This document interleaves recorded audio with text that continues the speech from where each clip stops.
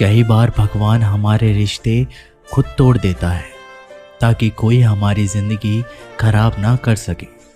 दुनिया में सबसे खुश लोग वही हैं जो ये जान चुके हैं कि दूसरों से किसी भी तरह की उम्मीद करना बेकार है। जिंदगी में थोड़ा दुखी भी होना ज़रूरी है। हमेशा सुख मिलता रहेगा तो आप कभी भी ज़िंदगी में आगे नहीं बढ़ पाओ। ये गलत सोच है इंसानों की कि एक अकेला इंसान क्या कर सकता है।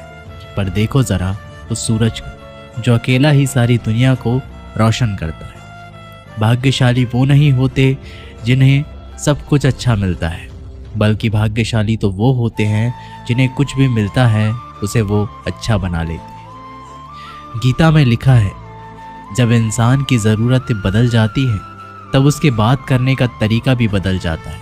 फ़ायदा सबसे गिरी हुई चीज़ है, लोग उठाते ही रहते हैं। हारता वो है जो शिकायत बार बार करता है और जीतता वो है जो कोशिशें 1000 बार करता है। जिस इंसान को हम बेहद प्यार करते हैं वही इंसान हमारा सबसे ज़्यादा फ़ायदा उठाता है, क्योंकि वो इंसान जानता है कि हमारी कमज़ोरी क्या है। इतने समझदार बनो कि किसी को माफ़ कर दो, लेकिन इतने बेवकूफ़ मत बनो कि धोखा देने वाले पर दोबारा विश्वास कर बैठो। उम्मीद मत छोड़ना, कल का दिन आज से बेहतर होगा। ज़िंदगी में उस लेवल तक पहुंच जाओ कि लोग आपको खोकर पछताए। जीवन में कभी भी किसी से अपनी तुलना मत कीजिए। आप जैसे हो सर्वश्रेष्ठ हो, क्योंकि ईश्वर के हर एक रचना सर्वोत्तम होती है। खुद को किसी से कम समझना ईश्वर की रचना का अपमान है। इंसान का मन ही उसका सबसे बड़ा दुश्मन है और उसका सबसे बड़ा दोस्त।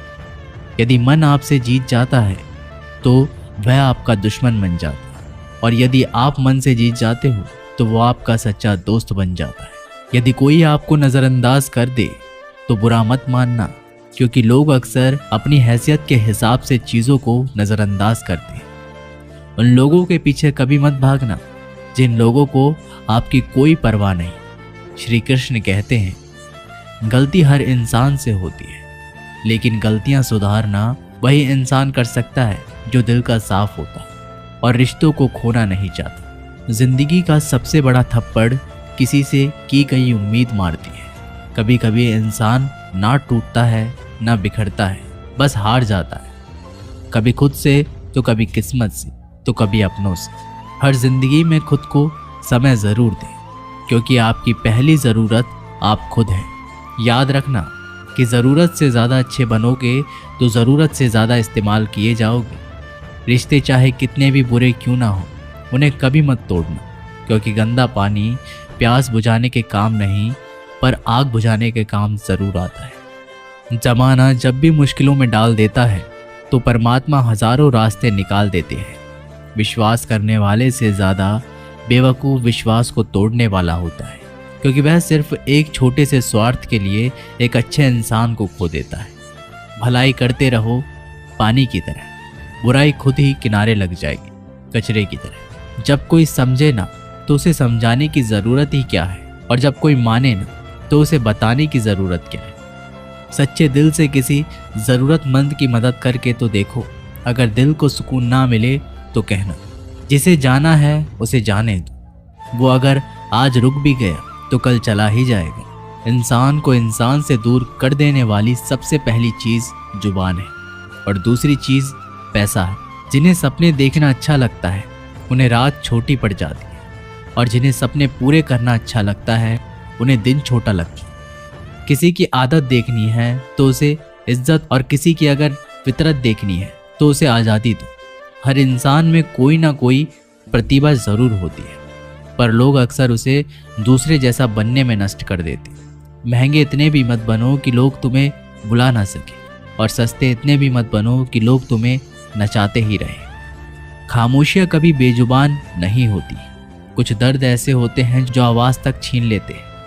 आजकल के लोग आपकी एक गलती के पीछे आपकी सारी अच्छाइयाँ भुला देते हैं। जितना लोगों को समझते जाओगे उतना ही अकेलापन और भी अच्छा लगता जाएगा। ख़त्म हो जाएंगे वो भी रिश्ते जिनसे मिलकर लगता था कि ये उम्र भर साथ देंगे। श्री कृष्ण कहते हैं, अगर अहंकार किसी भी चीज़ का हो, सर्वनाश करके ही छोड़ता है।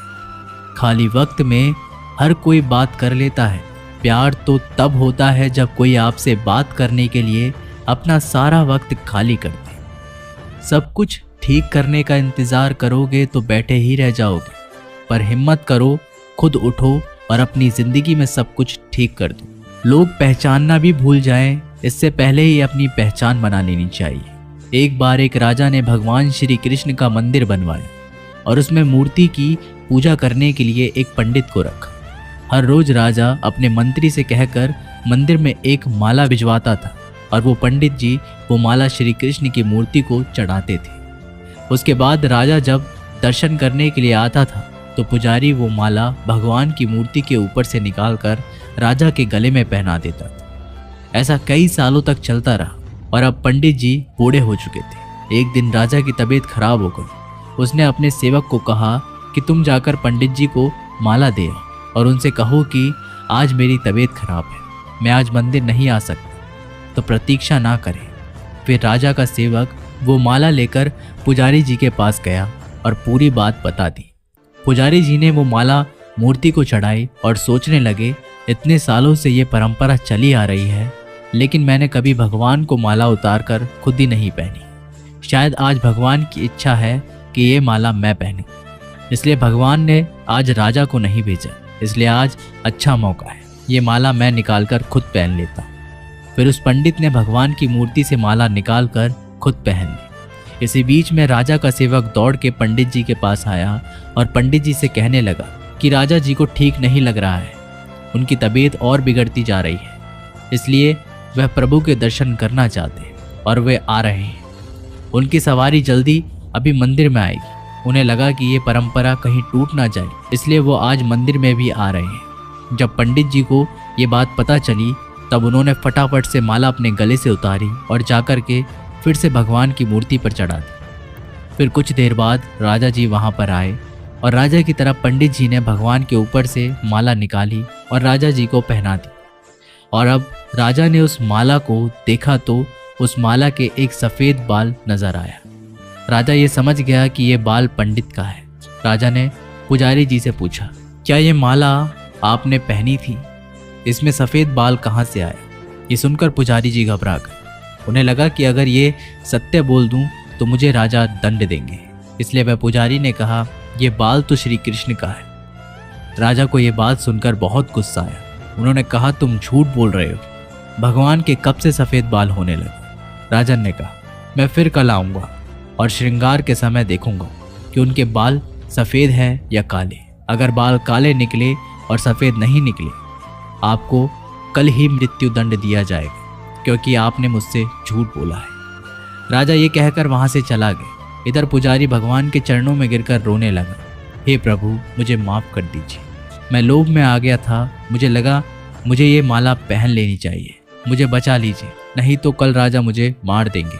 वो पुजारी पूरी रात भगवान के चरणों में गिरकर रोने लगा, विनती करने लगा, प्रभु मुझे बचा लीजिए। अगली सुबह राजा श्रृंगार के समय मंदिर में पहुंचा। राजा ने भगवान की मूर्ति के ऊपर से मुकुट निकाला और उनके बाल देखे तो राजा चौंक गए, क्योंकि भगवान की मूर्ति के ऊपर सफ़ेद बाल थे। राजा ने सोचा कि यह पुजारी की कोई चाल है, इसने मौत की सज़ा से बचने के लिए भगवान के बाल सफ़ेद कर दिए हैं। राजा ये बाल असली है या नकली, इसकी जांच करने के लिए बाल तोड़ने लगा। जैसे ही राजा ने कुछ बाल तोड़े तो मूर्ति में से खून की धारा बहने लगी। राजा भगवान के चरणों में गिर गए, क्षमा मांगने लगे और रोने लगे, मुझे माफ़ कर दीजिए। तभी मूर्ति में से एक आवाज़ आई, राजा तूने मुझे सिर्फ मूर्ति माना, इसलिए मैं तुम्हारे लिए सिर्फ एक मूर्ति हूँ। लेकिन पुजारी ने मूर्ति में साक्षात भगवान देखा, इसलिए मुझे मेरे भक्त की रक्षा करने के लिए मेरे बाल सफ़ेद करने पड़े और खून की धारा बहानी पड़ी, ताकि मैं तुम्हें समझा पाऊँ कि जहाँ भाव है वहाँ भगवान है। अगर आप वाकई में भगवान का स्मरण करते हैं, उन्हें देखना चाहते हैं, तो आपके अंदर सिर्फ भाव होना चाहिए। ये एक छोटी सी कहानी हमें शिक्षा देती है कि भगवान के आशीर्वाद के सिवा कुछ भी असंभव नहीं। अगर आप सच्चे दिल से भगवान को पुकारते हैं तो भगवान आपकी मदद के लिए ज़रूर आते हैं। हम आशा करते हैं कि आप लोगों को ये वीडियो ज़रूर पसंद आई होगी। अगर आप लोगों को ये वीडियो पसंद आई हो तो हमारी वीडियो को लाइक करें, ऐसे ही जीवन बदलने वाली वीडियोस के लिए हमारे चैनल को सब्सक्राइब करें। जय श्री कृष्ण।